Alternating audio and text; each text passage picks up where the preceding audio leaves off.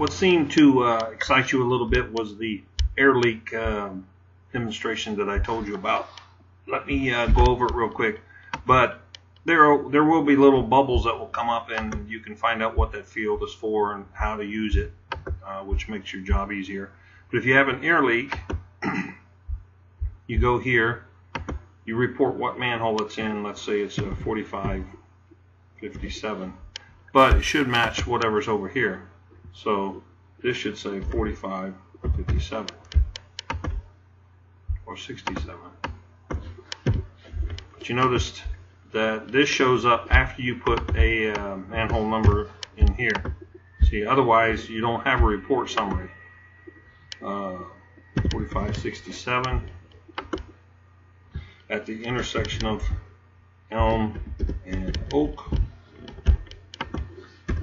And then land marker would be, you have all kind of things to choose from, or you can edit and add one close to the curb on the northwest corner. Now the tricky part is it underwater or above water? Once it becomes underwater, then this other information is not needed. So if you say above water, it put the information in here, right there. It says above water. But if you said, see all this information here? Watch this. It's a magic trick. You say underwater, look, there's no more information to fill out here. If it's underwater, you can't report it. The size of the cable or anything. So you would have to have cable size, cable ID, something that you colored it with. You marked the, it's not supposed to be paint. That's paint. I have to change that. But anyway, so let's say that it's not underwater, it's above water, so you'd have to put the tag ID. It says 3412 on it, or it may say whatever. You know, you just put the information, whatever tag information you have, then whatever size cable you think it is. 200 pair was a cable. Then did they mark it for you? They should. See, it was marked with what? It was marked with yellow tape. Then the severity is it's a moderate. So every time you click on something, look how that story changes. Was it painted near the lid? Near cover? So you painted near cover.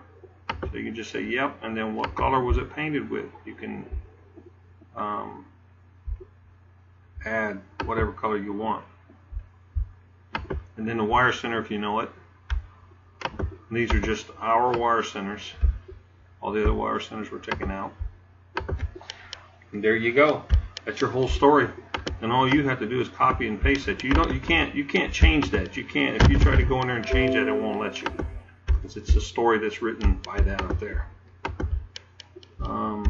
So we'll just take this, stick that in an email, copy, put it in an email. I could probably hit a button and say send it to an email, which I'll probably do. And then air leak details, if you need to add something else, just put a story to it. This is just for us. This goes to AT&T, but make sure that it makes sense.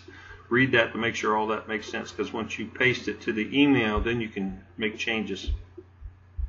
But if you said it was underwater, then you don't need all this additional information.